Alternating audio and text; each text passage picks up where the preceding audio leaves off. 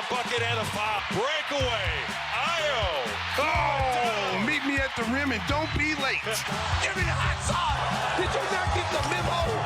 Derek Rose can go upstairs. Oh, he's got Gimme. The steal. Right for the lead. Yeah! Big time plays. Big time plays. Gimme for the win. Go! Oh, my God. I cannot believe this. Improbable.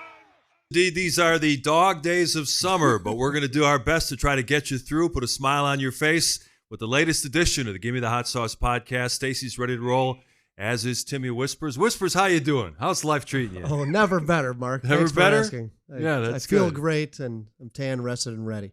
Okay. Yeah. Did you see the law that was passed about squatters by? Yeah. Governor? Well, it's not gonna help. Not gonna me help out, you at all? but yeah. Mhm. So I'm. It's the legal stuff's getting handled. All right. Put Well, it that way. that's good to hear. Well, America, since we already I let got the a cat gag out of the order. bag, last week we talked about Tim was going through a little issue, and we said we're not going to joke about it because it was a pretty serious issue. yeah. But, you know, as we're talking right now, as Mark kind of let it out the bag, our good friend Timmy Whispers has a squatter living in one of his buildings. Yeah. It's like a raccoon that won't leave. And so Tim has tried everything to get him out, except put hands on him and be physical with him. He's had to ask to the police. He's going to get court injunctions. And is it McHenry County? Yeah. We Yes, haven't, yeah. We haven't gone to This- poison cheese. Yeah, yet, it's not a shout out to McHenry County except for the people that live there. But the judicial system needs to kind of change their rules there. But Tim is in the process of trying to get this guy out of his facility. He's stealing. He's leaving doors open. Things are missing. I'm telling it all, Wow. Tim. I'm telling it all. So if you're the judge of McHenry County, you should be ashamed of yourself. You never let people use his building and steal things from this man. This is a good man. He worked hard for everything he got, and you got a squatter in there right now taking everything. So This is going to be really interesting to see how Chicago Sports Network edits this out.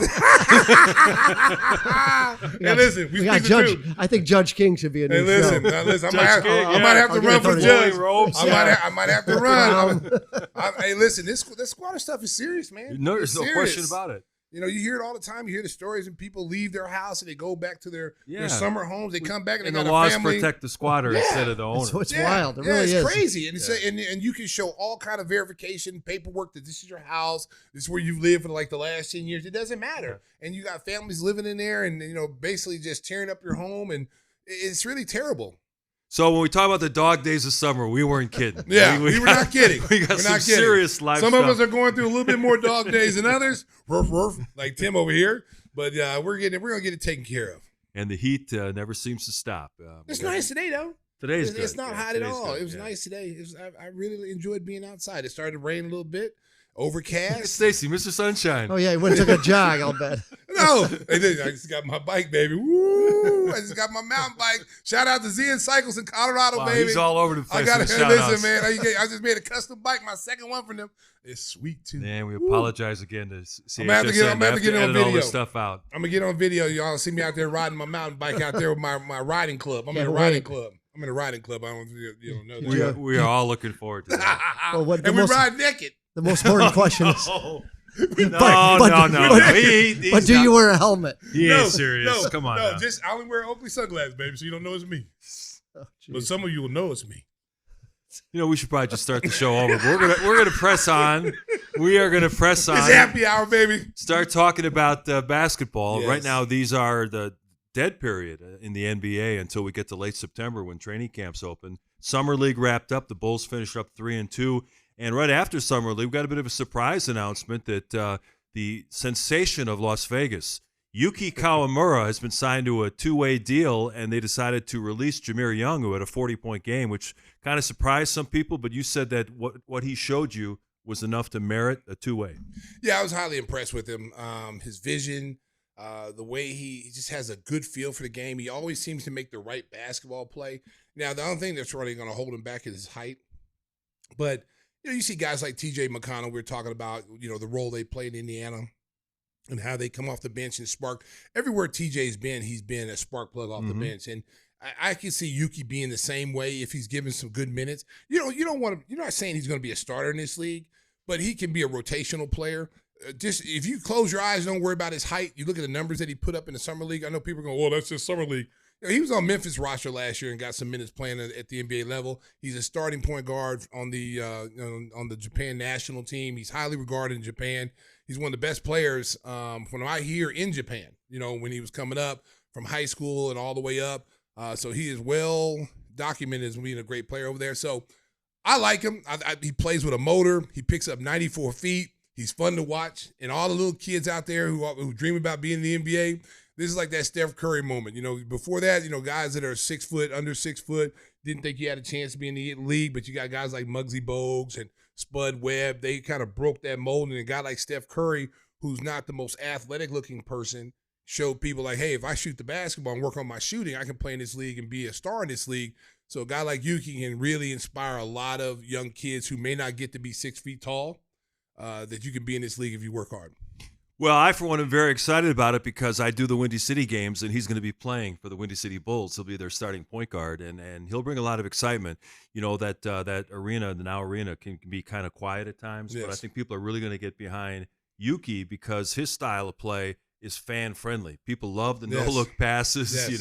the creative Yes. stuff, and that's what he brings to the game. And when you're talking about marketing a G League team, I think you need either guys with local connections like Javon Freeman Liberty or maybe a top draft pick. I'm sure we'll see Noah Asenge at times playing with the Windy City Bulls, and I think that will really raise the marketability of the team to a whole new level. Well, and he also has a huge following in Japan. So I think it's the second Japan player to come into play. So they'll be taking my calls in Japan, right? Yeah, that's what I'm saying. We'll be big over there, baby. We're big in Australia. Look what we done in Australia with Giddy. Right. We're huge in Australia. So we'll be only bigger in Japan. The hot sauce will be going over there too. So shout out to the people in Japan. We got some hot sauce for you. But on the real though, I mean, all jokes aside, this is a kid who, when you saw him in summer league, he stood out every single game. Every time he was on the floor, he did something you said, wow, this kid can play. Once you get over the height size and you go, he doesn't play 5'8". He goes. Now they had, I don't know which game it was. They had someone out there smaller than him, and he just dominated this little guy. Yeah. And I felt bad. I think the kid went to Kansas State. I don't remember his Jalen name. Noel. Yeah, and he was a little bit smaller than Yuki. Yuki is going to be one of those guys, man. You're going to see the Yuki Mania, Yuki shirt. There's going to be so much stuff you can market with this kid. And if he's good enough and he gets in a G League and he gets an opportunity to play at the big level and they find some minutes, because, this is a good place for him to be right now, because this is a team that's in a developmental stage where they're trying to find out, which guys they're going to be going forward with in the future. And if he can come out here and show, and if I was his agent and if I was someone in his ear, the thing I would tell him to do is 94 feet, pick up 94 feet, be a defensive terror when you come on the floor, and then run the team. Get the ball to the right people. Don't worry about scoring. He can score, but don't worry about that part of your game at the NBA level. Show that you can run a team and get a team in their sets, and you can be a spark plug off the bench. Yeah, as Stacey mentioned, last year he was on a two-way deal with Memphis. He was very popular with their G League team. And then John Morant, I have to look up exactly how many games he missed, but he missed like 20, 30 games. And then late in the year, Kyle Murray was getting rotation minutes because they had so many injuries with the Grizzlies last year. And they loved him. I mean, they didn't really want to part with him, but also, they're in a transitional period too. You got a new coach there. They got rid of, Desmond Bain. So they've kind of redone their roster a little bit. But again, this is a league of opportunity. You take the opportunities that's given to you. There's some guys who come in this league, Mark, who are drafted high. They get to be on a 3 to 4 year contract. And whether they make it or not, they still have an opportunity to be in this league 3 or 4 years before the team decides whether they want to keep him or they move him. A guy like Yuki comes in, he doesn't have that guarantee. There's no guarantee that he's even going to be on the training camp roster. So he has to work extra hard. That's why the summer league is so important for players like him to show teams, not just the Bulls, but other teams like, hey, look, I'm worthy of an invite to your veterans camp. And if I get to veterans camp, I'll let the chips fall where they may. Mm-hmm. I'm going to give you my best effort. And that's what you see out of Yuki. That's what you see a lot. Another kid, the kid that had the 40 points. There's a tough decision. Yeah. And then you got Freeman Liberty. He's an NBA player. So there's 3 kids right there that 2 of them definitely should be in the NBA, should be playing. Freeman Liberty he's shown that he can play some good minutes in Toronto last year. I was really surprised that he was on the summer league. He's a definitely guy should be in this NBA. I don't know why he's not sticking. Well, the reason why last year in the G League he got hurt, he missed half the season. He hurt his knee. So I think he wanted to come back, play summer league, and show all these NBA teams, hey, I'm healthy and I'm good to go. Because I thought when he played in Toronto and he got that call up there, like he was here to stay. Because he's got good. He can score at will. He can get put him anywhere on the floor. He can score at every level. I think a lot of it's the size a little bit. Maybe the size kind of scares teams up, but he's like 6'3". Yeah, he's more like 6'2", and his handles sometimes are not great. I think that's the thing. He's got shooting guard skills in a point guard's body, and I think that's what hurts some guys in the NBA. And that's pretty much like 80% of the league.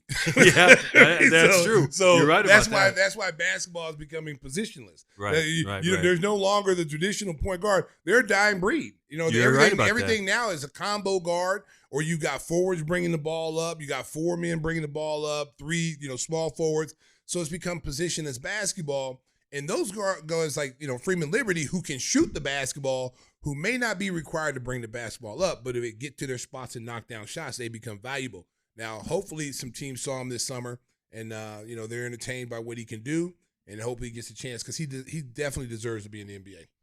The other Bulls story that I'm interested in coming out of Summer League was the marketability of Modest Buzelis. It's crazy. All the social media stuff, Modest is featured. He's 20 years old, going into his second year, and already he's kind of the face of the Bulls already. Local kid. Got a good personality, yes. High-flying dunks. His style of play is very fan-friendly, and the Bulls are getting him out there. They're saying, "Hey, we're gonna push you. You're gonna be the face of the franchise," and it's gonna be interesting to see how he blows up in year 2.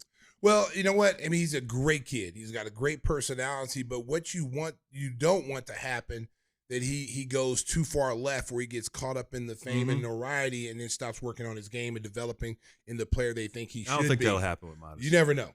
You never know. Because, I've seen guys' personalities change when they get famous. I saw it with Jimmy Butler. Jimmy Butler, was like the humble, was just happy to get minutes, any minutes he got. And then once he got the minutes, his personality kind of changed. Separate locker room. I'm showering in the coach's locker room. I'm practicing on different courts while other teams over here. And you don't want to see that, because, especially those kids that you've seen come from work their way up from the bottom all the way up. I don't think Modest will do that. I don't think that's his personality. But you want him to focus on year 2. All the fun stuff is great, and it's only going to get more and more as he goes along and he shows that he's that type of player. But I think in year 2 for him, and we've already saw some of the development in his body. His body has changed a little bit from last year. He's got to put on a little bit more muscle. I want him to focus on being the best basketball player he can be. All that other stuff will be there. Being popular, all that stuff's going to be there year 3, year 4, year 5. But if your game is not translating the way it should be, then that stuff's not going to be there. So I don't think you have to worry about with him. But I just want to, pump the brakes with a little bit on him and let him focus on keep developing and getting mentally and physically, stronger and tougher. You mentioned the fact that the traditional point guard is kind of disappearing. One of the last of that breed, Chris Paul, made a decision on his team. It's likely going to be his final season. He wanted to get a reunion with the LA Clippers. They're going to bring him in. This is a veteran-laden team. They've got like 8 or 9 guys over the age of 30. And, Chris Dunn is there. Of course, James Harden is the starter. You wonder why exactly Chris Paul want to go there. I know it was family considerations first, but he might have started with a team like Milwaukee. He's not going to get a lot of minutes with the Clippers. No, he's going to start. No, he ain't going to start. They're going to start Harden and Beal. I'm just telling you, man, he's going to start. No, remember I told you that, man. There's no chance. Hey, mark the tape. Listen, I'm going to tell you something. The thing that killed the Clippers last year, James Harden is not a point guard. He's a combo guard that plays. He's always got the ball. He's always got the ball in his hands. But Chris Paul, if you look at Chris Paul's numbers in San Antonio last year, Chris Paul's number when he's on the floor, they were in the top 8 in least amount of turnovers when he's on the floor. When he was off the floor, they went from being a top 8 team to like 20 and below. That's the difference he makes in your team. Last year, the Clippers really missed a guy that can control the tempo late in games. Not just like ISO, giving the ball and let everybody go ISO. You got to have a guy at the end of the games putting people in the right position. That's what makes Chris Paul so special, is that his ability to put people in the right place, being a coach on the floor. Everywhere he's gone, the biggest problem with Chris Paul is he can never stay healthy. Okay, but the last few years he's been healthy. That was a great he played all 82 games last year. All 82. Yeah. And this is a great pickup for the Clippers because not only not only did they get him, they got John Collins, still a young power forward who's still not probably just starting to get to his prime. They picked up Bradley Beal. They picked up Bradley Beal. They got Lopez to back up Zubac. So they got size. And what they're thinking long term is, we're not worried about Oklahoma City. We're not worried about Lakers. We're looking at Denver. Denver got better. Denver brought back Bruce Brown. They got, Tim Hardaway Jr. They almost beat Denver in the playoffs. That's what I'm saying. So they recognize that they didn't have enough. As good as Zubac was last year, it wasn't enough to beat Jokic. Now you got another big guy that you can trot out there that not only can put body on him and rebound and play physical against him and has the size to match up if they're inside, that also a big that can stretch the floor. See, Zubac can't stretch the floor. He's not a three-point shooter. He's a pick and dive guy. Right. Now you got a legit guy in Brook Lopez who can set screens, pick and pop, and make Jokic have to come out of that paint and have to defend him, which opens up driving lanes for James Harden, Kawhi Leonard. And again, the health of Kawhi Leonard is so important for them, because if he's in the lineup, their chances of winning games are very, very good. We're taping on a Friday afternoon, and I just saw a report that Luka Doncic is close to agreeing to an extension, $229 million. And all the reports out of Los Angeles now is they've kind of moved LeBron. They've nudged him aside, and they're building the team around Luka Doncic. He was instrumental in recruiting Marcus Smart. I was surprised Marcus Smart's only 31. And I guess Marcus has been in the league a long time. Marcus Smart and Doncic are both going on this crazy weight loss, get fit program. And because Marcus Smart really fell off the face of the earth. He went to Washington, he went to the Grizzlies, and he wasn't playing. That's where you go to die. So now, at 31, he can be that defensive guard that they need coming off the bench. Who do you think is a better team in LA, the Lakers or the Clippers? I think the Clippers are right now. Yeah. Not too far ahead. I'm not saying they're light years ahead of them. I just think that they are a little bit better because they're deeper. They're deeper at every position. Now you add a Chris Paul to that lineup, to solidify. If he's the first team or second, doesn't matter. You still got Bradley Beal, who I think is going to be rejuvenated. Mm-hmm. A lot of people forget how good Bradley Beal really is. I think refusing to get traded, in Phoenix, his reputation is his shooting numbers last year were good. He just didn't get as many shots. Well, they had him playing the point guard, yeah. And so he's not a point guard; he's a two guard. And so that was a problem with Phoenix, is that you had three guys who were all scorers and nobody wanted to be the passer. So they were taking time. Someday it would be Booker be the point. Someday it would be Beal. Sometimes it would be Kevin Durant. Now he'll get to play his natural position, which is two guard. He's got a little chip on his shoulder because people forgot how good he really was. And now he's going to a team where Kawhi Leonard is one of those lead by example guys. You're not going to outwork him. So that's going to force Bradley Beal to play at a certain level. And I think you're going to see the Clippers. I think they're a little bit better than the Lakers right now on paper. I like the Smart pickup, though, because he's a guy that's got a lot to prove. As we mentioned, he's been in the league for a long time. When he was at Boston, the former Defensive Player of the Year, he was a guy that just shut down perimeter players. Well, if it's Marcus Smart, that was like 5 years ago. Right. Right now, right now, what you've seen of him since he left Boston is not the Marcus Smart that you thought was the Boston guy. Where you lose Dorian Finney-Smith, that was a huge loss for them because that kid is a known defensive player. And for him not to come back and, leave the Lakers, that hurt them. So they go pick up Smart. They got DeAndre Ayton. So they think that those two guys are huge additions to what they already have with Luka. Luka's going to be much better.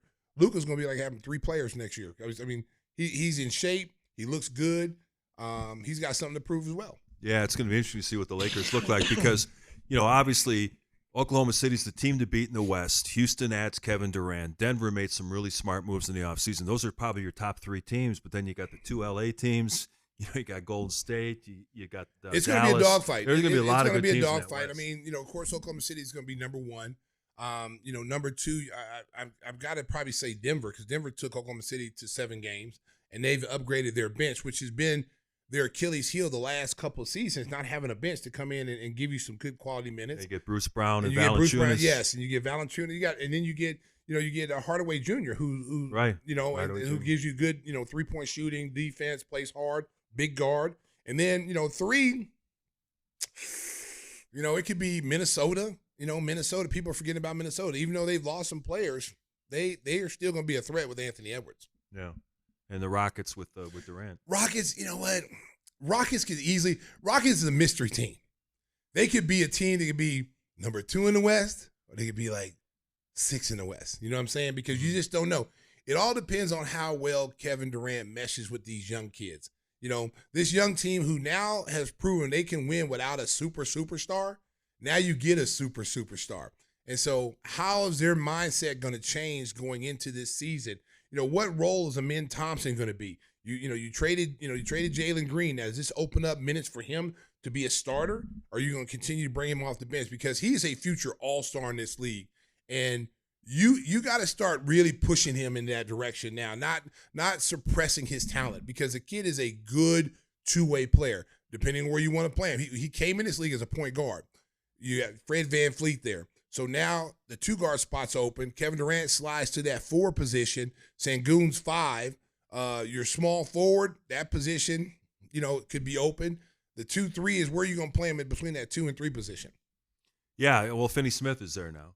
Yeah. He'll come off the bench. He'll come off the bench as a defensive player. I don't think they he'll got be Jabari Smith, Tari Eason. Those guys are going to come off the bench. Jabari Smith, he's been in and out of the lineup. Tari Eason's been in and out of the lineup. You're going to have, with Kevin Durant now, that solidifies that position, that 4th position, that stretch 4. So that's not going to be a lot of minutes for those guys. So they're going to be, they're going to be backing up Kevin Durant. They're going to be, mixing up in that 3. But the key to Houston this, next season is how they implement Amin Thompson. I love Fred VanVleet. But I thought sometimes he became too offensive minded and not enough distributing the ball. Sengun is a future all-star guy that they can go to, gives him good low post presence. He's about the closest thing to Jokic in this league. I mean, serious, with the way he plays. He can pass the ball, he can shoot the ball. He's got great footwork. He's about the closest big to Jokic when you compare with skill set. We mentioned LeBron James in passing. LeBron James. And this is the topic that Stacey was really excited to talk about. Jeff Teague does a weekly show, YouTube Club podcast. 520. Club 520. And he's always out there. I mean, Jeff Teague, if you ever check it out, I mean, he's always controversial, always edgy, not afraid to say anything. And he got a lot of attention by saying that King James might have been on steroids when he was with the Heat. If you're watching on YouTube, you can see the quote there. They started testing for HGH, and he had to sit out. He said his back was hurting, and he sat out for 3 weeks, then came back skinny. But then quickly the next day, somebody got a hold of Jeff Teague, and he said, no, what are you guys are crazy. I was just joking. Hey, let me tell you something. Yeah, she said, y'all are weird. I was joking about Bron. He was just that dominant. Chill. Okay, that statement came from Clutch Sports. Yeah. He got that phone call from as I always like to say, the eye in the sky, Skynet. They hear everything. They hear everything you say. They see everything you do. They made that phone call, and it's like he got that phone call in there, like probably 5 minutes after the show. Should I answer this?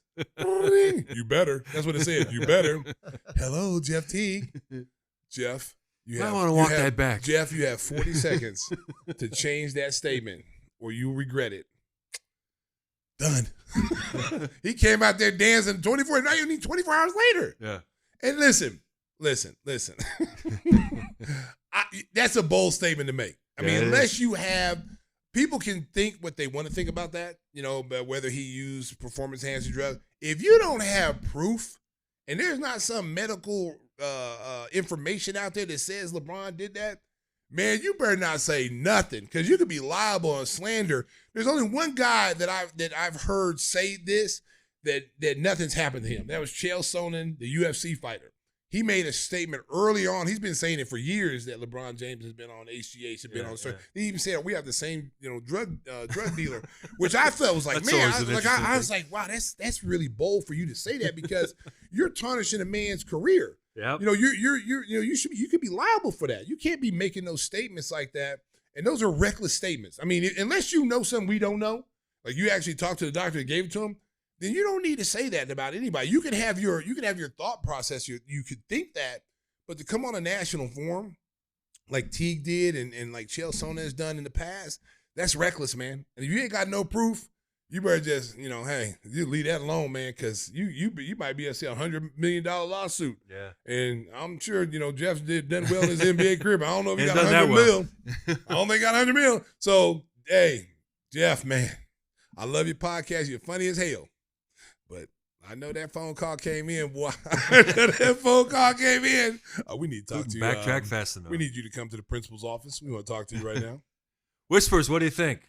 Well, I think all those years ago, speaking of a guy that went kind of down the tubes after getting money, Lance Stevenson. Now thinking back about it, he wasn't blowing in his ear. He's like, where do you get that stuff? Wow. Wow. I think that's what happened. Wow. He's not affiliated with this show, LeBron. He didn't get the contact number. LeBron, we don't and then know went this to guy. Charlotte, and it was all over.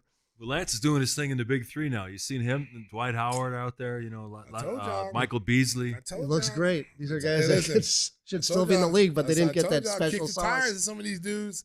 I'm telling you, kick the tires. They didn't get that special sauce, though. I told you. Wow. I am not gonna sit here and go like LeBron is on. So I'm not gonna do that. I'm hoping that like you don't find out years later that because like with Lance Armstrong, I believe Lance Armstrong to the very end. I was on the Lance Armstrong. He came back from cancer. Yeah. He beat it. This is a great success story. And Lance was like, I never did it. I never done him. And I'm like, yeah, Tour de France. I'm like, I didn't even watch Tour de France, but I was watching him to see if he'd win because it's a great story from where he came from. Yeah, it was a great story. And then when he came out. And he didn't need it. Until he came out and said that, I was just like, oh, my heart was broken, man. I was like, no, Lance, Lance, no. And so that really hurt me. That's like, you really want to pull for a guy. And I think if that ever came out of any player had ever done that and got an advantage of and was able, like Barry Bonds. Barry Bonds, people talk about Barry Bonds like, oh, Barry Bonds, he all those home runs he had juiced up. People forget how good Barry Bonds was before all that. Right. See, he's a Hall of Famer without any of that. Without that, he's a Hall of Famer. Yeah. Him and Griffey, they were the same kind of build, same kind of. What happened with Barry Bonds? He sees Sammy Sosa, he sees Mark McGwire going out and hitting 65 home runs, all the attention, and all the money. the attention, and he knows they're not as good as him as a player. Mm-hmm. Here I am, like multiple MVP of the National League. I'm one of the top players consistently every year, and I'm doing it naturally. But I know these guys are cheating. And they're getting all these endorsements. And, well, let me get on this. What does he do? Now, Barry Bonds didn't need steroids to hit 60 home runs. He was hitting 50s and 60s there. When he got to like that, what is it, 70 plateau? Did he get to 71? Yeah. 73. See, that's 73. See, and people don't understand steroids. Steroids. They think steroids help you. Okay, as far as like they help your skill set. No, you're a skilled player regardless. Without that, what it does help you is your recovery. It allows you, like the HGH stuff allows you to play longer. It allows you to come back and he looked like the Incredible Hulk though. After I'm gonna tell you something, man. Two shots. I'm gonna tell you something, man. In 1 year. I'm gonna tell you something, man. Yeah, well, I'm gonna tell you something. He didn't need that. He didn't hurt either. But if you think about it, if you're playing that game and you're in that situation and you see guys who are inferior to you all of a sudden bypass you. And they're bypassing you by 15, 20 home runs. That's not their game. And the pitchers were juicing. Well, you had guys like Brady Anderson hitting 50 homers. Yes. That whole era was crazy. Yeah, Clemens and all these guys are even becoming better pitchers because they're juicing. Yeah. So it's like, well, everybody else is juicing. I'm going to do it too. Yeah. All these great players are doing it. And I was playing softball with Stacey. I started hitting better. Wow. I was juicing. Wow. Let me tell you something, Mark. Went up 2 shoe sizes myself. Didn't help him, Mark. Mark, he's lying. He struck out. How do you strike out in slow pitch softball? Wow. Okay. Wow. America, how do you strike out in slow pitch softball? I've never seen it before in my life. This guy throws me under the bus every time, Mark. Hey, listen, Mark, he wasn't on any juice. He wasn't on any juice. If anything, if he was on anything, orange juice. Okay. If it was anything, it was beet juice because he was getting beat every time he got up to the plate. It was automatic. Strike 3, you're out. I was like, oh, come on, man. We had him in the 4-hole. When you're in the 4-hole, you're supposed to be a hard hitter, right? Yeah. That's all I'm going to say, America. That's all I'm going to say. No rebuttal whispers? No, he's just wrong. It's like I can sit here and laugh. Don't let me have guest callers come in and tell you a whisper story. Oh no, who's the guy you recruited, Bob Anderson? No, you recruited him. America, listen. He recruits a professional softball player, right? Looks exactly like Mark McGwire. He has like a curly, the Raleigh fingers mustache. Tells me this guy. The guy's like 6'5", big dude. Oh, this guy used to play for the Chicago Stickmen. I'm like, all right, good. We got a ringer. brings the guy to the game, plays with us. Should have called him Stone Hands. The guy sucked. He had the hands of Roberto Duran. Couldn't catch a ball. Hands of stone. Couldn't hit. I mean, listen, your wife could have went out and got a double. He couldn't hit. I was like, this big dude sucks. And so better get a ring. So you remember Major League when they go in their locker and hope they didn't get the pink slip? Yeah. Well, he got his pink slip on the fence. Every week I come with a pink slip. Bob, you're cut. I put it on the fence. Bob, you're cut. He never got the message. He still played. Hit like Mays, run like Hayes. Nope. I don't know how we got to that topic. He sucks. You never know what's going to happen. Bob Anderson, if you're out there, you're a great man. He was on the juice. But you suck. He was on the juice? Oh, how do you think he got that big? Just couldn't hit. Well, it didn't help him hit. Proving it doesn't give you skill. Oh, Manco violation. Well, football training camps are underway. Some interesting stuff going on in the WNBA. I want to get Stacey's opinion on that whole labor thing. We'll talk about that and more when Gimme the Hot Sauce rolls on. But first, one of our great sponsors, our good friend Jeff Vukovic, for all your insurance needs, auto, home, and business. Make sure to contact the best in the business, our guy, nationwide agent Jeff Vukovic. You can reach him at jeffvuk.com. The phone number on your screen, 847-825-4783. Tell him that Stacey King sent you with the best jingle in the business. Nationwide is on your side. Nicely done in the dog days of summer. We're going to talk football, WNBA, and whatever else we can think of. Coming up next on Gimme the Hot Sauce. Dun, dun, dun, dun. Welcome back to Gimme the Hot Sauce. Just checking the old phone as we were in our break there. And we've talked a lot about Jonathan Kuminga. Shams Charania reporting supposedly Phoenix has an offer on the table in a sign and trade. And it's a junk offer. It's like Grayson Allen, Nick Richards, Iguodaro, the rookie from Marquette, and some draft picks. Wow. You can go to Costco and get a better deal than that. It's like, geez, come on, Phoenix. What the hell? Because I know you were interested in that Kuminga possibly coming to the Bulls. I mean, listen. I mean, for what they need, if they want to compete in the Western Conference, a guy like Vooch would be so valuable to them. Yeah, you think a veteran team like that could use a guy like Vooch? A guy that you're gonna get you a double-double. He can knock down threes. He's gonna make free throws down the stretch. His defense is not. He's not an elite defender, but he's an adequate defender when he's motivated. And I think he'd be motivated playing on a team. Steve Kerr really likes that Quentin Post kid. Oh. I mean, he's a poor man's version of he's young, but he's young. He's young, and you're not. How far are you going to go with him? Right, I agree. So you get a veteran guy that Post can learn from, that can be in the rotation with him. You have two quality bigs. You don't need two quality bigs in the Western Conference because, as you can see, the Western Conference now are going back. They're not gearing up for Oklahoma City. These teams are not going, we got to play like Oklahoma City. We got to get smaller, quicker. Mm-hmm. They're gearing up for Denver. They see Denver being a threat for the next 3 years with Jokic. He's in his prime right now. So teams are loading up getting bigs because they know at some point you're going to run into this team and see them in the playoffs. Well, Oklahoma City's got the two bigs. Oh, they're not that big. I mean, no one's scared of Chet. He's 7'1". He's 7'1". That's 7, but he's 7'1", but he's the size of a point guard. Shot blocker. He's the size of a point guard. Small forward. If you stand sideways, you can't see him. That's what I'm saying. You blow. All you got to do. Listen. Miles Turner is not the most physical guy. Yeah. Miles Turner was beating up Chet. I mean, just knocking him around. Hardenstein is pretty big and pretty strong guy, but you don't fear them. You don't fear. I mean, Jokic. If Jokic had some kind of bench in Denver in that playoff series, and they go 7 games.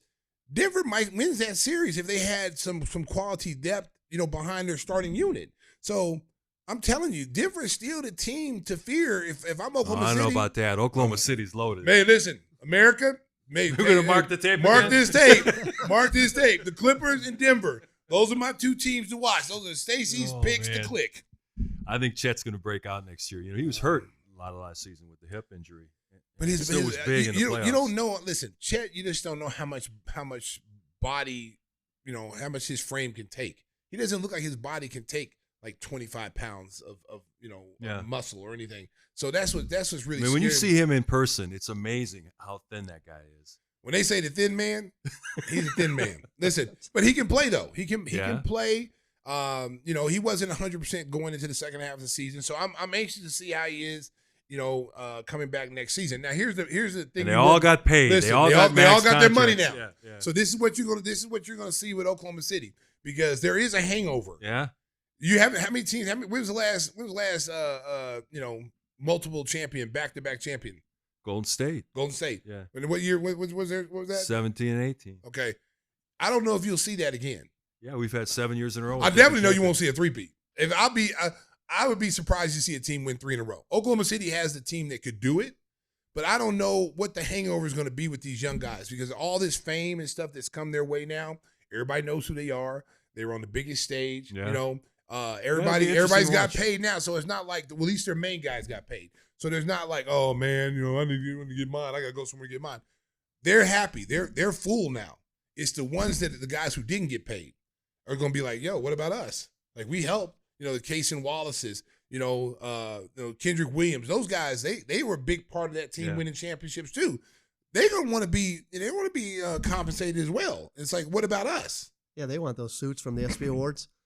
The cape. Oh man, I don't know what the hell Lou Dort was wearing, but whoever his stylist was, I'm telling you, man. Listen, these guys are gonna look back 10 years from now, Mark, and go, "What was I thinking?" Because I ain't gonna lie, America. I ain't lying. I saw some stuff I was wearing back in the day. I was like, "Who in the hell let me out of the house in this one?" Because back in our day, it was bright colors. Yeah. You wore the bright color suits and stuff, and that was the thing. I look back on that nowadays. I saw a picture. I was with Eddie and Jobo. I was doing something with them, and I had some like mustard colored pants on with a green fuchsia shirt with all kind of different colors. Shout out to Barbara Bates though. She had me looking good in the 90s. Barbara Bates. I was going to say, shout out to you, girl. You had me looking good. You had our whole team looking good. Well, Barbara Bates. It's like that commercial. They have those 3 guys. One guy's wearing shorts with the hat. Oh, yeah. That was a good commercial. It was a good commercial. And then they did it in real life. Yeah. Well, I'm going to tell you something, man. I mean, listen, everything's about fashion now. Everybody wants to be fashion. Everybody wants to come look better than the next guy. Me personally, your game's got to fit that first. Basketball's the most important thing. Come to the games ready to play. Some of these teams ain't making playoffs. And they're worried about how good they look, and then they go out on the court and they look like dog poop. Okay, that's not what I want to see. I want to see guys come to work, come out there ready to play, win games. Then you can worry about how you look. You can worry about social media and all that stuff afterwards. I think social media is really not been good. Guys are more concerned about every that stuff. team now has a social media arm. They tape the guys walking in and show their fit. What are they wearing? And it's become really big in the WNBA where. You see all kinds of different styles from dressing down to dressing to the nines. I'll tell you. And we want to talk about the WNBA because they had their All-Star weekend last week, and the players all came out with the black T-shirts saying, "Pay us what you owe us." And obviously, we're all for athletes getting the most money they can possibly get. What did you think about the approach that the ladies took last week? Listen, I'm all for them getting what they deserve. I mean, listen, they deserve. They can give them raises. They deserve raises. Maximum salary, by the way, in case people don't know, is $250,000. And Caitlin Clark this year is making $78,000. Yeah, she's making millions in endorsements, but her salary for playing basketball is $78,000. And she could have stayed in school and made $5 million, and played the Big Three and made $5 million. So she's gave up money to come play in the WNBA. Listen, I get their statement; they have to be united. But there was a hot topic on Twitter. I'm always in these hot topic battles with people, right? Stacey's fighting. Yeah. He's bobbing and weaving left and right. You never know. Listen.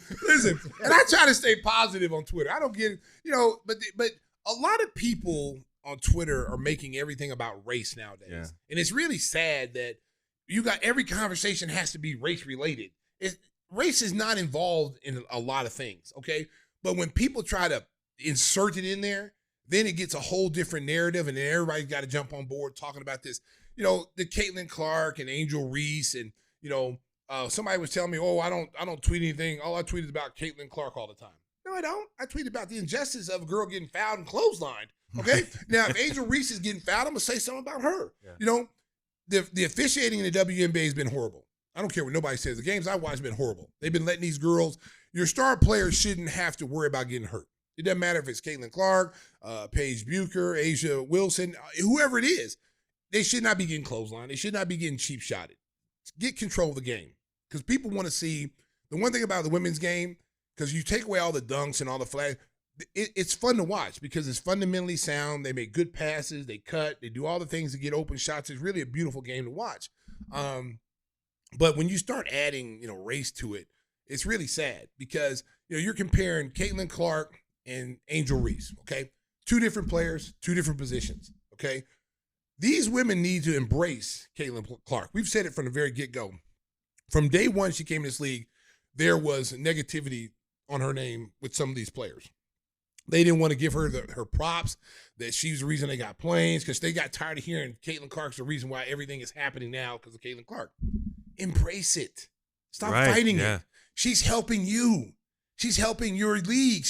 It's not about her helping herself, and she's like, I'm getting all this. It's me, Caitlin Clark.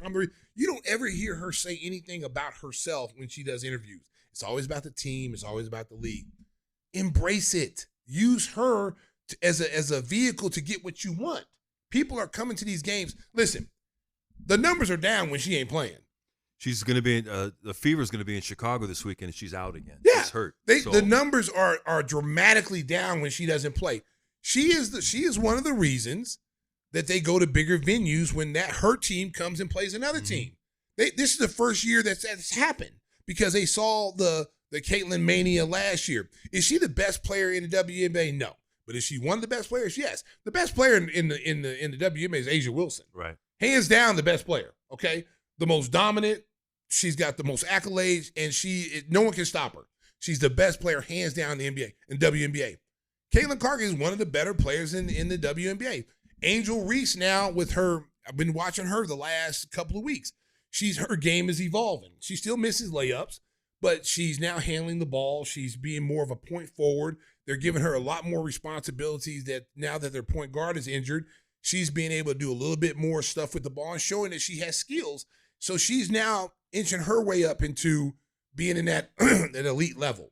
And so all these people who like, oh, you like Caitlin Clark over injury, you don't tweet enough about Chicago Sky. Well, they're not winning. I mean, what do you want me to tweet? Yeah, they lost again. They lost by 48 points. I mean, what do you want me to tweet? Yeah. There's something negative? I don't tweet negative stuff. I don't get into that negativity. When you follow me on Twitter, all my stuff's positive. I want positive energy. We can have a debate. We can have a discussion. We can agree to disagree. But there will be no disrespect. I won't disrespect you, and I'm sure the hell not going to let you disrespect me. Stacey's walking into it again, right? Oh, yeah. Walking into what? Well, more Twitter beefs. Yeah. Yeah, you but just set listen. yourself up again. Listen, you know what, though? Let me tell you something. Let me tell you something, America. I'm a type of person, like I'm the easiest person to get along with, okay? But I'm also a person you don't want to cross. And don't put olives on his pizza. And don't put olives on my pizza, okay? But I don't tolerate disrespect. No, nobody should. And Twitter gives you an avenue to say what you want to say. That's why I say sometimes it's good and sometimes it's bad. If it's used in the right way, it's a very good vehicle. But some people use it to promote hate, violence, racism, completely ever since Elon Musk took over and changed Twitter to X, no one's monitoring what is being said on Twitter nowadays. People just can say whatever they want.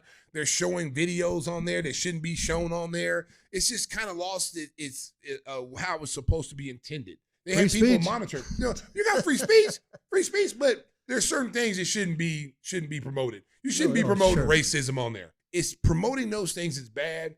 You should be promoting good things on Twitter or X, whatever it's called right now. So what's your commentary on her enforcer, Sophie Cunningham? Everybody should have an enforcer. MJ had enforcers. Sophie Cunningham is going to the bank with all that. Oh, yeah. She's all over social media now. She should be. Let me tell you something. Well, Listen. Wait, because she's hot? No, it had nothing to do with it. It's hot, Tim. It has a lot to do with it. You know what? See, this guy here. I'm trying to drag him into I'm over it. here. No, you're not dragging me into it because I'm saying as an ex-professional athlete, you have to have people to protect your star player. If your star player is Caitlin Clark, and I've been watching them, when she gets knocked to the floor, nobody helps her up. None of her teammates come over and step in there and say, hey, don't do that to our girl. Sophie Cunningham. Well, no. This is before. I'm talking about before Sophie got there. Sophie hasn't been there like the last 2 years. Her first year there. She's her first year there. But before that, teams were able to do whatever they wanted to do to Caitlin Clark. Elbow to the head, slam to the floor. No one stood up for her. All of a sudden, Sophie comes in there, who's like a jiu-jitsu black belt, I hear. Yeah. She comes in there and says, oh, no, that's not going to happen on my watch. So everybody says, oh, Sophie Clark, pretty girl. She wears nice clothes. She's really awesome. just a beautiful woman. She doesn't have that mean streak. Well, she showed you she does. Don't let the pretty face and the pretty smile fool you. She almost took that girl's head off. And girls in that league know not to mess with her. She came into the league that way. She played on Phoenix when the Sky won the championship. That was 2021. Sophie Cunningham was on the Phoenix Mercury, and she was scrappy, and she was knocking people around. You got to have people like that. That's her game. You got to have people like that. I mean, MJ had that. If you did something to MJ, trust me, you was getting payback. Okay? It's always been that way. It's been like that in football. It's been like that in baseball. You throw at one of ours, we're going to throw at you. This is part of sports. Okay? You're not out there to try to hurt someone, Mark. You're not out there like, I'm going to try to hurt him and hope he never plays again. Unless he's Danny Ferry. I'm not trying. No, I don't. Listen, I ain't trying to hurt nobody, but I will send a message. You do something to one of ours, we're gonna do something to some of yours, and maybe worse. Yeah. Period. That's how it is. That's sports. The comments expressed by Stacey King do not necessarily reflect Give Me the Hot Sauce LLC. It reflects on Give Me the Hot Sauce. Or Timmy the Whispers or myself. Yes, they are. They behind the scenes talking trash. I do the same thing. I would do the same thing Sophie did. Yeah, okay, you bums. You're going to leave me out on an island by myself. I don't mind being on an island by myself. Sometimes it's better that way. That's why Michael left the Jackson 5. Speaking about being on an island by yourself, you want to talk about Cam Newton and his debate about the best quarterbacks. We were talking about Jalen Hurts, and people, he dresses very distinctively. People think that he's out there. He's eccentric. But he played quarterback in the NFL for a long time, former MVP. And he can whoop your ass. Yeah. Okay, I'm going to throw that out there. Quarterback, not too many quarterbacks can whoop you. Set up the conversation. Okay, so Cam Newton made a comment. Here it is. Cam says Jalen Hurts is not a top 10 quarterback in the NFL. Hurts does not have to play elite for Philly to win.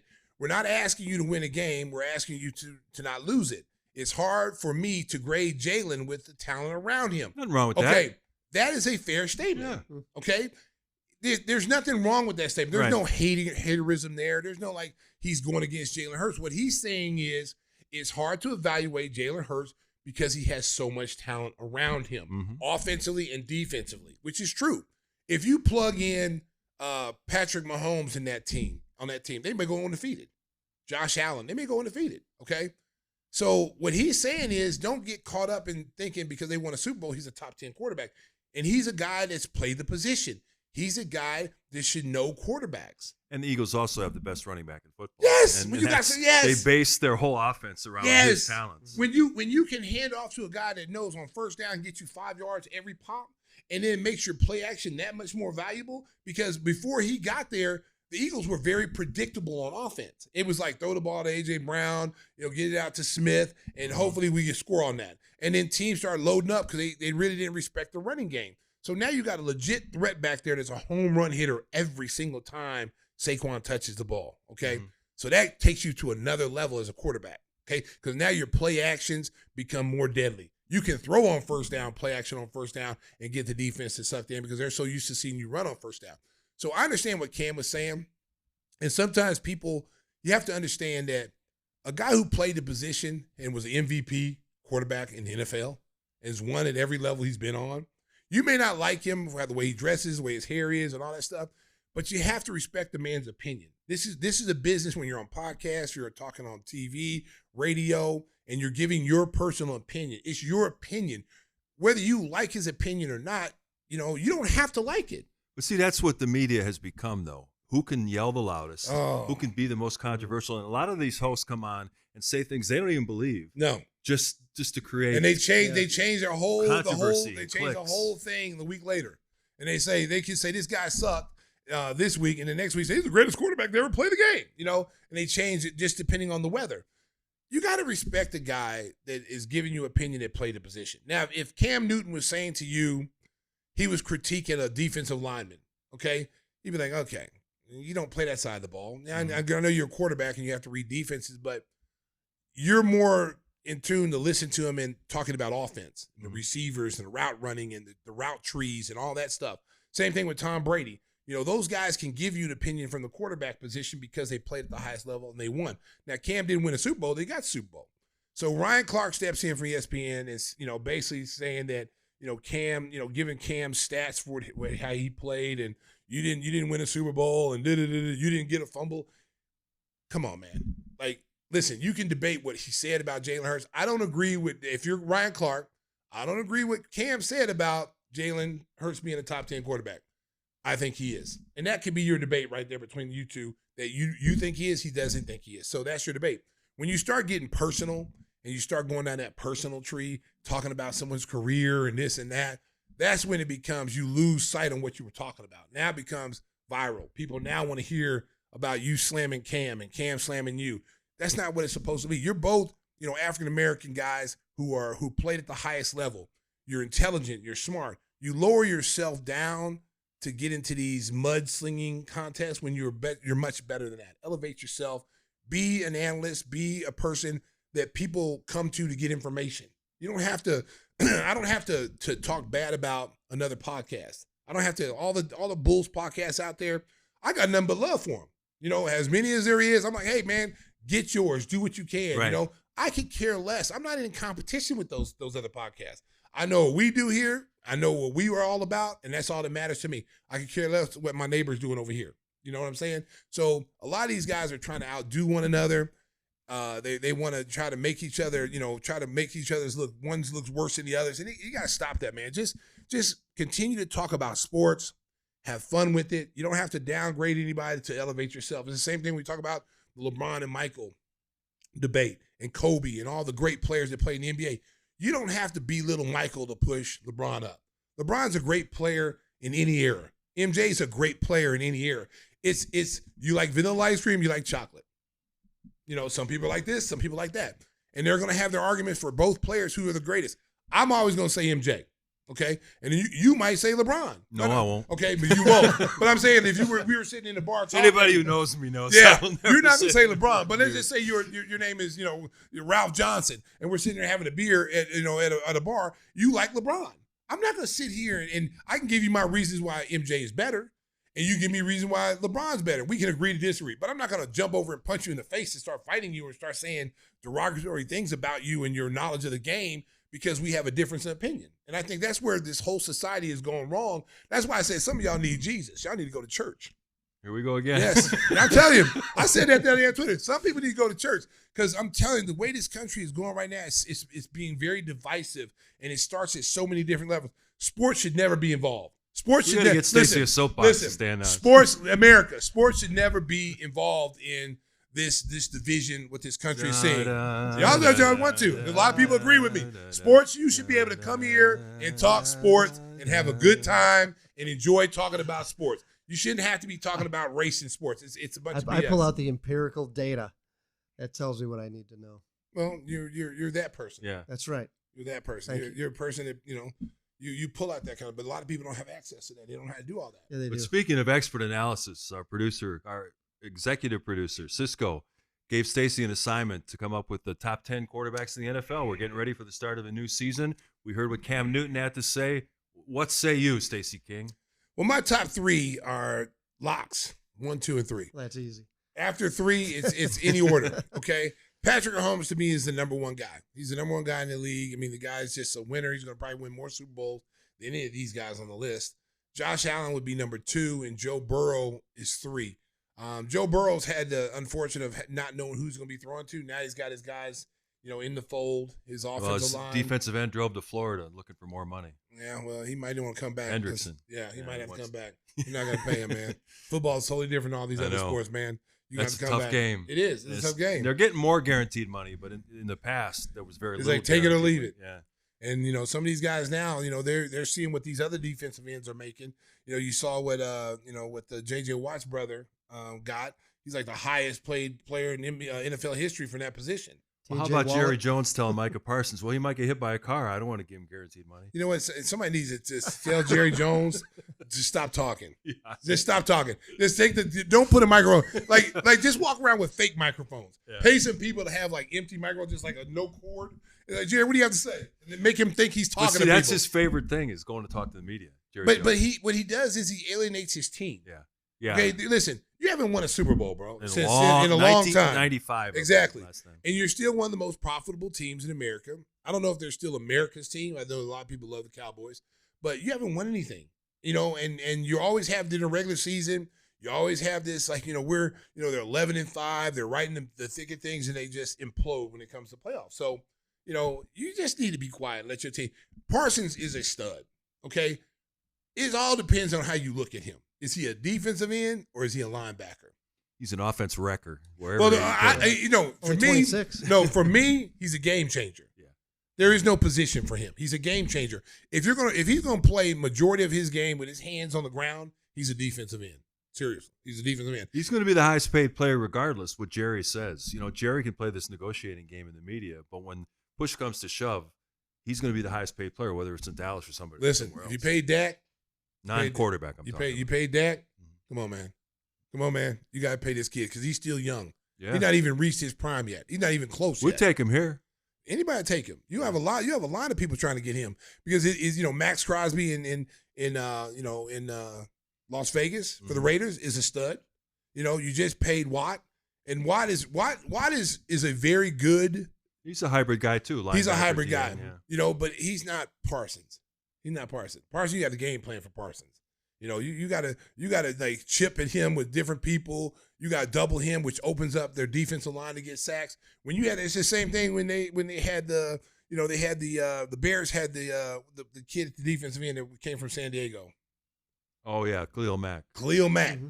That's a guy you had to really game plan against when he was in his prime. Like you just couldn't leave him one-on-one over there. You had to chip him. You had to keep the tight end. That keeps one of your weapons in because you got to protect the quarterback. And that's how Parsons is. Parsons is a game changer. You got to pay him what he's worth. I know Jerry Jones didn't really want to start paying these players because he gave CeeDee Lamb his money. Yeah. They went out and traded for George Pickens. You got Dak's got his money. He got hurt. They got a new coach. So it's like, wow. Like you got to pay your star players. That's how the NFL has always been. Yeah, we got some sad news. Last week we neglected to mention our good buddy Harry Tynowitz passed away, and more celebrity deaths this week. Ozzy Osbourne, Hulk Hogan. I mean, it's crazy that we're seeing Malcolm Jamal Warner, who drowning incident. Just so tragic. It's just so sad to see people that you grew up with watching and knew of, and were so popular, and all of a sudden they're gone. It's just so sad. Well, Harry was a shock to me because I just got a phone message. He left a phone message a week before he passed away that I was going to do an event with him, charity event for kids, and he was asking my schedule and everything, and I just was ready to get back to him. The day that I was going to get back to him was the day that I found out he passed away, and I just could not believe it. And Harry was a great guy, just a Chicago, radio iconic personality. Yep. He's been on the radio for years. Was hilarious on the radio. He did some side comedy. He'd always try to get me to do comedy, go over to do stand up on amateur night, and just a great guy. Just completely caught me off guard. That was not the news I wanted to hear. Yeah, the last few years of his life were so difficult. He was awaiting a liver transplant. He finally was able to get that, and then a couple of years later to tragically die so young. I mean, it's not been a good week. Hulk Hogan, Malcolm Jamal Warner, who was young, who was, that's the last thing you're going to see a guy drowning on a vacation. With his family. With his family, and he had just made a video on Instagram talking about, the negative energies and stuff that goes on social media. We need to be more loving. And, it was a really inspirational message. And then all of a sudden, a week later, he passed away. Yeah, and Ozzy Osbourne, King of Rock. The Prince of Darkness. The Prince of Darkness. That must have been one of your favorites, Whispers, right? I love him. I went to a few of his concerts. He was great.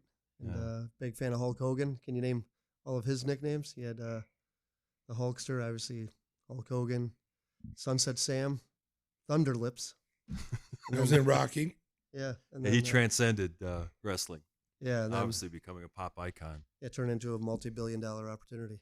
Well, the Ozzy Osbourne was I really never followed Ozzy until his show.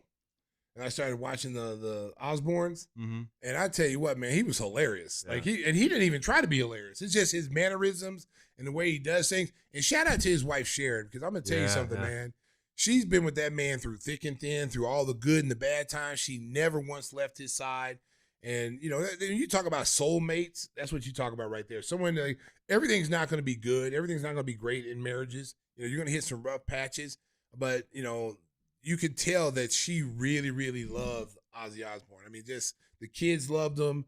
He had some grandkids and everything. And, I just saw a picture of him with his the last photo that he had.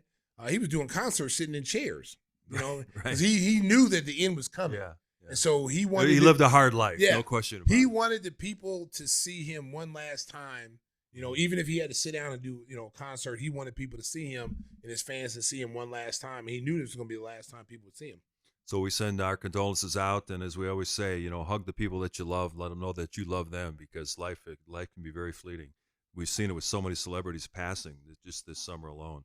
Let's lighten up the mood as we get ready to close things out with what we're watching. We'll always give you some recommendations on some things that might be fun for you to enjoy on the streaming services. As we mentioned, dog days of summer, everybody's looking for something to watch because, a lot of times your favorite sporting events are out of season and you're looking for something to pass the time. Whispers, what do you got?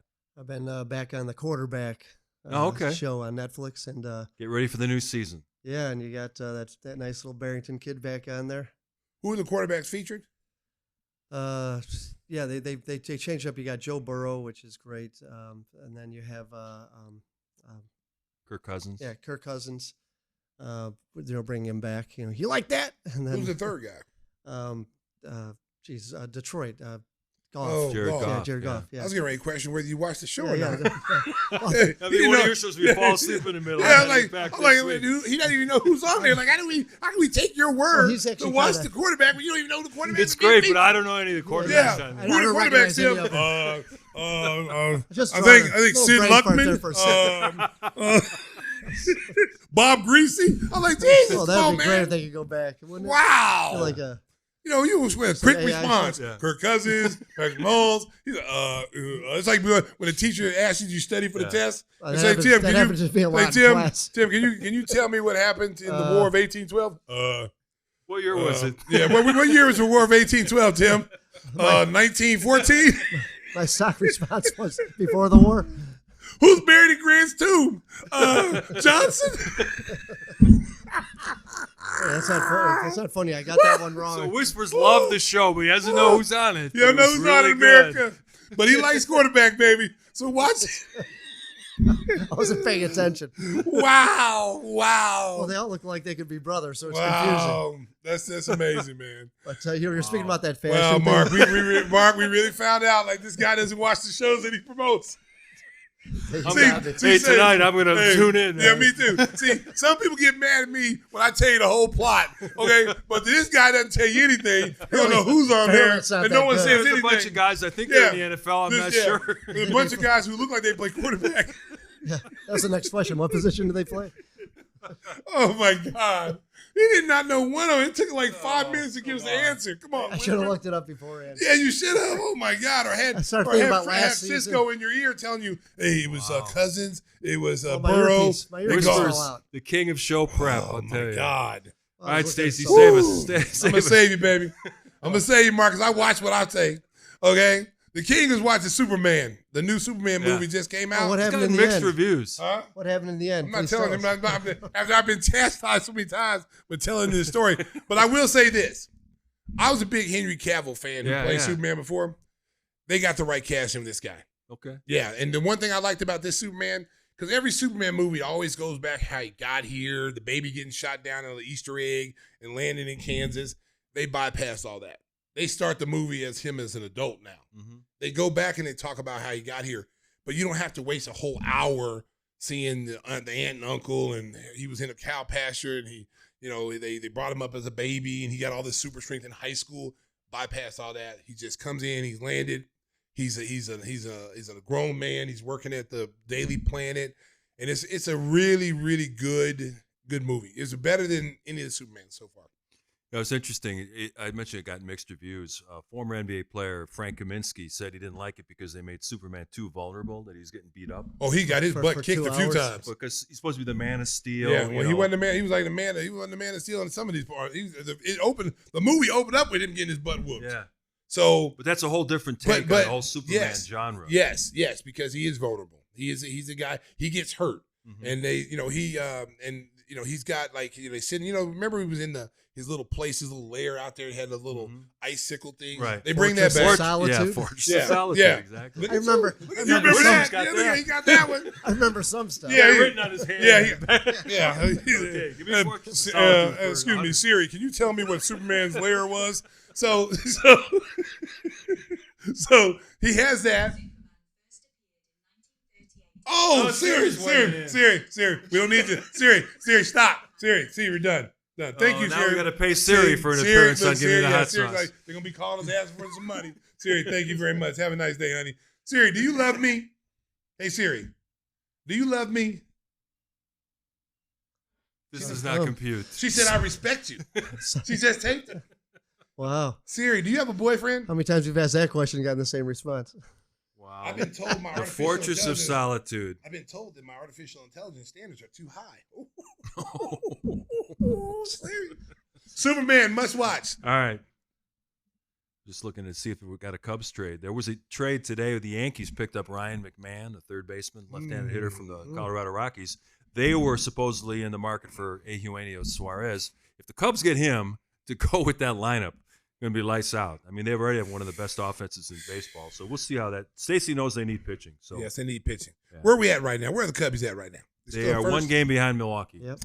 And they play the White Sox this weekend. Of course, if you're watching on Monday, that already happened, so we apologize for that. And we always get in trouble with that. But the White Sox have been playing great. They won 5 out of 6 coming out of the All-Star break. That's impressive. But, again, it's All-Star break. People are still hungover. Like the WNBA, we never got to our WNBA talk. We did. Did we? Talked about, yeah. Oh, Yeah. I thought you were going to talk about how they tried to get into the club and they wouldn't let them in.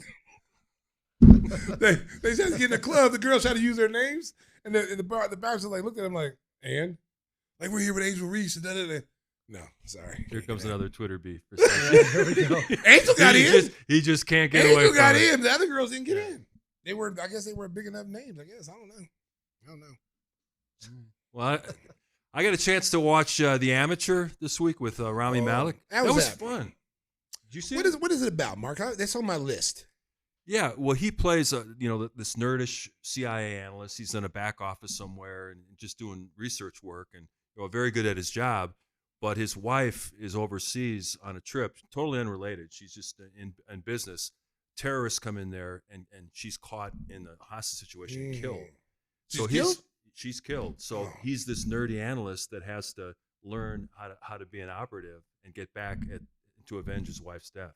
Oh, wow. And Lawrence Fishburne is in it as a guy who trains him, and then eventually is sent back later. Well, I don't want to give away too much. Easy, Stacey. Easy there, Stacey. Easy there, Stacey King. Don't tell us the whole movie. Anyway, I give it a high recommendation. It was a lot of fun. You know what? I saw it the other on day. Hulu. I saw it the other day, and I'm like, you know what? I like him as an actor. Yeah. He's a very good actor. He was so good in that Queen movie. Oh, Bohemian man. Rhapsody, Hey, dude. Freddie Mercury. Oh, Dude, man. I watched that a couple. I usually watch movies. Yeah, I've twice. seen it a couple times, too. He was so good. Man, he was awesome. I mean, even the guys in Queens, they were like, man, it seemed like a second coming. Like, it was like the ghost of Freddie Mercury. He's just a good actor. What was that movie? I, Robot. He was in a robot movie. Yes, that was serious. Yeah, the TV series. He was good in that. What else was he in? Villain. But yeah, he was in there. I forgot about that. Yeah. The last one. Yeah. I totally forgot about that. That's when they he's killed really good. Daniel Craig. Yeah, was that Skyfall or which one was that? Skyfall. The sky's falling. And he also is in the quarterback series. But he's in the quarterback. Yeah, he didn't spot him. He was the quarterback he didn't talk to. Oh, yeah, Rami Malek wasn't in that. We need to do a little bit more prep work for you. Oh, man. You're one shining moment, Mark. There's one shining moment where he gets to speak. Usually when the graphic goes up, I can read it. So you've been cheat off of Cisco's homework. Cheat off couldn't of see their Cisco's work. faces. Wow. He got Cliff Notes, America. He got Cliff Notes. See, that's what they couldn't see. I'm sitting there staring at them like their faces are too far away. Wow. Because I was looking at the thing. I'm like, I saw these little figures. I'm like, who are those people? Who are the quarterback? I know Kirk Cousins was. You already got your glasses on. Yeah. We believe you cheaters. Wait a minute. And we spent actually 28 blurry. This is on only a for break, reading. America. We spent about 15 minutes talking about Kirk Cousins being from Barrington. Yeah. And he couldn't even remember that he was in a quarterback. Wow. What, Mark, am I lying? For about 15 minutes, we talked about Kirk Cousins going to Barrington. Who's on that show? Who's on that show? You know that guy? Man, you guys asked me some tough questions. I think it was a little stage fright there. Yeah, he got a little. Oh, yeah, that says what it was. Yeah, he's a little stage fright. Yeah. Well, we told you at the beginning, dog days of August. We hope we could bring a smile to your face and hope we succeeded.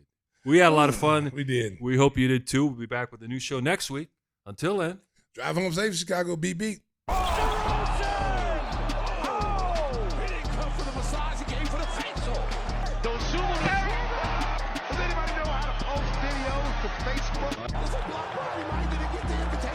huge three. Mustard! Lonzo left alone. Sauce. Able to swerve, bend that corner. That's the last time I'm going to say it. Williams straight on. Got it.